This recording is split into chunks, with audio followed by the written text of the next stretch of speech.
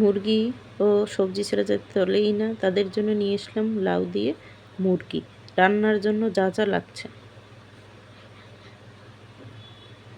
এরপর কড়াইতে তেল, পেঁয়াজ, কাঁচামরিচ দিয়ে ভালো করে ভেজে তারপর একে দিয়ে দেবো রসুন বাটা, তার ভিতর মুরগি ভালো করে নেড়েচেড়ে আদা বাটা, দারচিনি, এলাচি, হলুদ গুঁড়ো, মরিচের গুঁড়ো দিয়ে ভালো করে, এরপর জিরের গুঁড়ো, পেঁয়াজ বাটা, তারপর দিয়ে দেবো লাউ। লাউ দিয়ে ভালো করে নেড়ে চেড়ে তারপর কোনো ঝোল ভালো করে কষিয়ে নিতে হবে।